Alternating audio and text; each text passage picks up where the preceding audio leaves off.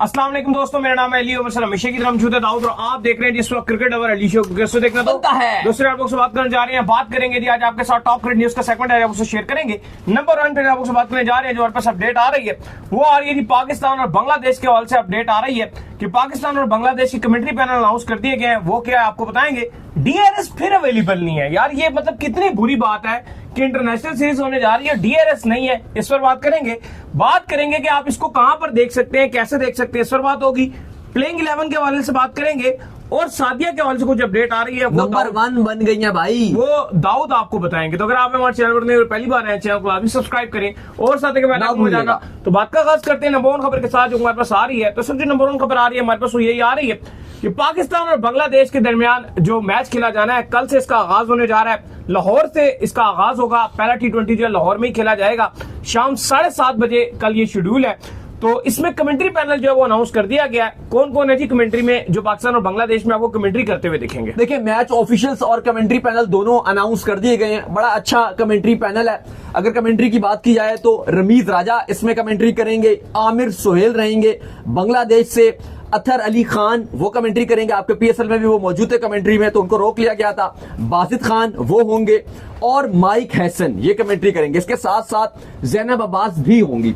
मैं अली चाह रहा था कि जिस तरह से आपने पीएसएल में एक उर्दू कमेंट्री इंट्रोड्यूस करवाई थी और लोगों ने उसको बहुत पसंद किया और बहुत हाइप वाली उर्दू कमेंट्री रही थी। इवन शुरू में जब ये कमेंट्री थी तो पीटीवी स्पोर्ट्स आपको पता है और ए स्पोर्ट्स दिखा रहे थे, तो पीटीवी स्पोर्ट्स ने उर्दू कमेंट्री दिखा रहा था और ए स्पोर्ट्स इंग्लिश। लेकिन जब ए स्पोर्ट्स को लगा कि यार ये तो उर्दू की व्यूवरशिप ज्यादा जा रही है, तो उन्होंने कहा भाई उर्दू वाली हम लेंगे, तुम इंग्लिश पकड़ो। पीटीवी को इंग्लिश पकड़ा के उन्होंने उर्दू ले ली, तो इतनी इसकी हाइप बनी हुई थी। तो आई थिंक पीसीबी को अब ये चाहिए कि इतना सक्सेसफुल रहा है, जैसे हम भारत में भी देखते हैं कि जब हम मैचेस हो रहे होते हैं तो वो हिंदी कमेंट्री और बाकी जो बायलैटरल सीरीज होती है उनमें भी चल रही होती है। लेकिन थोड़ा सा दाऊद उर्दू कमेंट्री को मुझे लगता है कि इंप्रूव करने की जरूरत है। वो ऑटोमेटिक मतलब आपकी इतनी अच्छी इंप्रूवमेंट नहीं थी, वो ऑटोमेटिक हो जाएगी। मतलब थोड़ा सा बोर हो रहा था। मैं तो दोनों कमेंट्री में मैच में देख रहा था, मुझे ज्यादा मैच इंग्लिश में मजा करा रहा था एज कंपेयर उर्दू। लेकिन जो व्यूअरशिप थी वो उर्दू की बहुत हाई रही है। ठीक है, उर्दू आपको चाहिए कि आप अब उर्दू भी इंट्रोड्यूस करवाएं आपकी जितनी बायलैटरल सीरीज है। तड़का भी मजे का लगाया। देखो, जब आप शुरू करोगे तो ऑटोमेटिक वो इंप्रूवमेंट आती रहेगी। वो थोड़े ना वो रेडियो वाले जो कमेंटेटर थे ना, थोड़े उनको भी इंक्लूड थे ना, सारे रेडियो वाले तो थे। अकील समद वो रेडियो में है, फिर तारिक सईद वो रेडियो में है, तो सारे रेडियो वाले कमेंटेटर तो डाले मजाक कराएं। खैर, इसके बाद जो अपडेट आ रही है जी हमारे पास, वो अपडेट आ रही है कि डीआरएस फिर से अवेलेबल नहीं होगा पाकिस्तान और बांग्लादेश सीरीज में। ये जो पीएसएल के आखिरी मैचेस हुए इसमें भी डीआरएस अवेलेबल नहीं था, जिसके चलते बड़ी शर्मिंदगी भी हुई यार। फिर आपको याद होगा जिस तरह साउथ शकील जो है वो उनकी बॉल लगी ही नहीं, बैट से एम्पायर ने आउट दे दिया, फिर उन्होंने जाकर वो हेलमेट भी फेंका। तो मुझे लगता है कि यार डीआरएस की जो टेक्नोलॉजी है ये आपके लिए अवेलेबल होनी चाहिए। टेक्निकल रीजन बता रहे हैं जी क्योंकि जो उसके एक्सपर्ट्स हैं वो यहाँ पर मौजूद नहीं है। तो मैंने देखा कि पाकिस्तान क्रिकेट बोर्ड थोड़ी बांग्लादेश सीरीज को इतनी रिस्पेक्ट नहीं देता। ये जब भी आती है बस गुजारने की कोशिश करता है। बुलाए ना आप यार। एक्चुअली जो आपकी डीआरएस टीम थी उसमें ज्यादातर इंडियंस शामिल थे। जब आपका पीएसएल चल रहा था तो उसमें वो ज्यादा इंडियन कहीं और से बुला ले। अब मसला ये हो कि जब आपने दोबारा रिज्यूम की तो उस टाइम आपके पास टाइम इतना कम था और आप चाहते थे कि पीएसएल बस करवा दे। बांग्लादेश का तो टाइम था ना आपके पास। बांग्लादेश का भी फिर टाइम कम था। जो पीसीबी यही कहता है कि हमारे पास टाइम उसमें भी कम था और पहले हम 5 T20 कर रहे थे, फिर बांग्लादेश क्रिकेट बोर्ड ने कहा नहीं जी हमारे पास टाइम कम है, वर्कलोड है, ये है। ये देखो, ये प्रोफेशनल्स इसके पीछे बैठे हुए आपकी काम चोरी है। जो आप ठीक है, आप पीएसएल का मानता हूँ, मैं बांग्लादेश सीरीज का नहीं मानता कि नहीं होता इसमें। देखो, काम चोरी तो बेइज्जती है ये। देखो, इस टाइम अगर आप पीसीबी के इंटरनेशनल डिपार्टमेंट की भी बात करो तो काम चोरी तो बहुत ज्यादा हो रही है। उसका सबसे बड़ा रीजन ये तो आप एक डीआरएस की बात कर रहे हो, लेकिन आप इंटरनेशनल डिपार्टमेंट से ये भी तो सवाल पूछो कि भाईजान ये बांग्लादेश सीरीज के बाद फिर क्या है। फिर क्या है?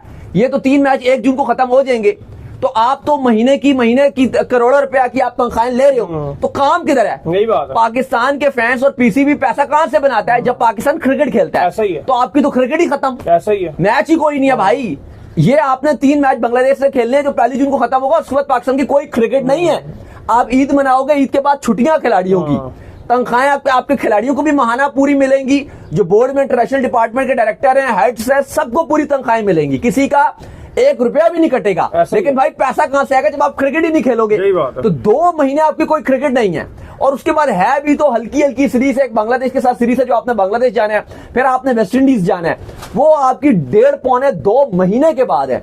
तो इतना लंबा ब्रेक आप नहीं देते इंटरनेशनल क्रिकेट में। आपका वैसे ही पाकिस्तान में इतना लंबा गैप आ जाता है, पीछे भी गैप था। तो ये आपको 2 महीने का गैप नहीं देना चाहिए था। अभी आगे एशिया कप का फ्यूचर पता नहीं है, तो आपको पहले से इतनी सारी टीम्स है, मैं आपको उंगलियों में बता दूंगा 4 टीम्स जो बड़ी टेस्ट प्लेइंग नेशन है, वेली है। खाली आपको उनको फोन मिलाना है, आपको उनको तैयार करना है कि भाई या तो वो पाकिस्तान आके खेले या आप अपनी टीम वहां भेज दें। लेकिन इस तरह से नहीं काम चलता कि आपने बिल्कुल ही फुदू खाते में लगाया हुआ। और यही एक इसकी मिसाल डीआरएस की भी है। ठीक है, एक जेन्युइन रीजन बात की, उन्होंने बताया कि हमारे पास वो इंडियन ब्रॉडकास्टर्स जो डीआरएस की मैनेजमेंट में थे, वो इंडियन से वो चले गए थे, तो हमारे पास टाइम कम था। लेकिन फिर भी बांग्लादेश की एक इंटरनेशनल सीरीज है, आपको कुछ ना कुछ जुगाड़ लगाना चाहिए था। बीच में आप दुबई से या किसी और, साउथ अफ्रीका में काफी सारी इसकी टीम्स रहती हैं, वहां से आप बुलाते हैं। लेकिन आपने ही सोचा यार ये तो 4 दिन की सीरीज है, इससे पहले आप 4 दिन में खत्म कर रहे हो, ये तो जब आप काम को निकालने की कोशिश करते हो, फिर आपको इंटरनेशनली एक बेइज्जती का सामना करना पड़ता है, और ये चीज गलत है। काम को निकालना नहीं चाहिए, काम को पूरा करना चाहिए। खैर, इसके बाद जो अपडेट आ रही है हमारे पास, वो आ रही है कि आप कहां पर पाकिस्तान और बांग्लादेश की जो सीरीज है उसको देख सकते हैं। यकीन करो, मैं तो इंटरनेशनल क्रिकेट को बड़ा मिस कर रहा था। पिछले 2 महीने से लीगें लगी हुई थी। ठीक है, लीग के मैचेस इस बार अच्छे हुए, पीएसएल हमने बड़ा एंजॉय भी किया। लेकिन जो मुझे इंटरनेशनल में पर्सनली मजा आता है ना, जो मैं पाकिस्तान और न्यूजीलैंड को कवर करते हुए जो मुझे मजा आ रहा था, इन भाई साहब को मजा आ रहा था। इवन वो ऐसे टाइम के ऊपर थी कि ना रात होती थी ना सुबह होती थी। रात 3 बजे से वो मैच शुरू होता था और हम दोनों सुबह 12 बजे तक जा रहा था। रात 3 बजे से कनेक्टेड होते थे और सुबह 12 तक कनेक्टेड रहते थे। वो हमें ज्यादा मजा आ रहा था, क्योंकि हम इंटरनेशनल क्रिकेट के ज्यादा बड़े फैन है। तो कल से शुरू होने जा रही है इंटरनेशनल क्रिकेट, कहां पर कैसे क्यों दिखे। देखें, पूरी दुनिया में आप कहीं भी अगर हो तो आप पाकिस्तान बांग्लादेश की सीरीज एंजॉय कर सकते हो। और आपको मैंने शुरू में बता दिया कि ये आखिरी सीरीज है, फिर 1.5-2 महीने तक आपकी कोई सीरीज शेड्यूल फाइनलाइज नहीं है। फिर 1.5-2 बांग्लादेश से भी आपके साथ, लेकिन 3 ओडीआई और 3 T20, लेकिन 1.5-2 महीना आपकी वेल है, बिल्कुल 45-50 दिन। फिलहाल क्या पता ये 2 महीने भी वेले गुजर जाए आपके, गर्मियों की छुट्टियों में चले। हाँ, वो नारन कागन जाएंगे, नारन कागन और कश्मीर में जाओ, घूमेंगे फिरेंगे तो सब ऐशी मारेंगे। खैर, जो ब्रॉडकास्ट है पाकिस्तान में ए स्पोर्ट्स HD में और 10 स्पोर्ट्स जो है वो मैच दिखाएगा। अगर आप पाकिस्तान में ऐप मोबाइल में देखना चाहते हैं तो तमाशा आपको फ्री में दिखाएगा और साथ टैप मैट भी रहेगा। अगर आप इंटरनेशनली बात करें तो साउथ अफ्रीका में और जितने अफ्रीकन रीजन है वहां पर सुपर स्पोर्ट्स दिखाएगा, अमेरिका में विलो दिखाएगा, बांग्लादेश में टी स्पोर्ट्स और टैप मैट ऑनलाइन दिखाएगा, यूके के रीजन में ARY डिजिटल वो दिखाएगा। इसके अलावा क्रिक बस भी और श्रीलंका में डायलॉग, काफी सारी ऑल ओवर द वर्ल्ड ये सीरीज को टेलीकास्ट किया जाएगा। मैच ऑफिशियल्स की बात की जाए तो एहसन रजा रहेंगे, आसिफ याकूब रहेंगे, और भी जो मैच रेफरी हैं उसमें मधु गाले रहेंगे, तो राशिद रहेंगे। काफी अंपायरिंग का भी लंबा चौड़ा पैनल अनाउंस किया हुआ है। बिल्कुल जी। खैर, इसके बाद जो अपडेट आ रही है हमारे पास, वो अपडेट हमारे पास ये आ रही है प्लेइंग 11 को लेकर के। कल क्या पाकिस्तान की प्लेइंग 11 खेलने जा रही है, क्योंकि ये पीछे पोस्टर में जो आपको लोग दिख रहे हैं, इसमें से तो ये शाहीन भी जो है वो नहीं है टीम का हिस्सा, ये बाबर जो है ये भी जो है वो टीम का हिस्सा नहीं है। ये 2 अलबत्ता मौजूद है, ये नसीम शाह मौजूद है, ये फखर जमान जो है ये मौजूद है। फखर जमान ये फिलहाल जो है वो टीम का हिस्सा है। तो भाईजान, क्या प्लेइंग 11 होने जा रही है? नई प्लेइंग 11 उतरेगी यंगस्टर टीम को लेकर जो है प्लेइंग 11। देखिए, आज पाकिस्तान टीम ने भरपूर कदाफी स्टेडियम लाहौर में प्रैक्टिस की। हमने देखा कि सलमान अली आगा ने मीडिया से भी बात की, उन्होंने कहा कि यंगस्टर्स और सीनियर दोनों हमारी T20 टीम में मौजूद है और हमारा टारगेट जो वो T20 वर्ल्ड कप है और हम पूरी कोशिश करेंगे इस बांग्लादेश को हराएं।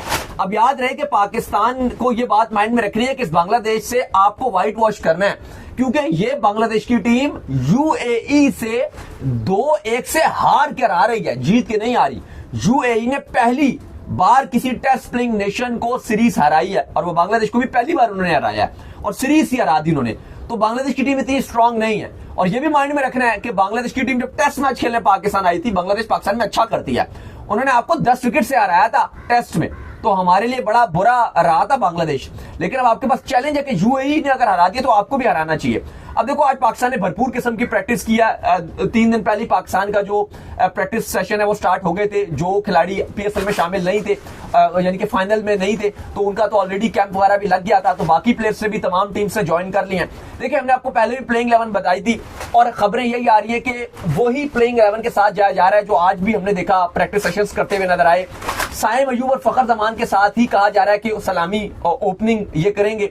साथ साहिबजादा फरहान को विकेट कीपिंग का फराइज अंजाम देते हुए दिखाई दिया जा सकता है। इवन हारिस को भी कहा गया कि रेडी रखा जाएगा, लेकिन साहिबजादा फरहान ने क्योंकि रन्स बहुत बनाए थे और माइक हैसन की भी ख्वाहिश है कि साहिबजादा फरहान को हारिस से ऊपर रखा जाए।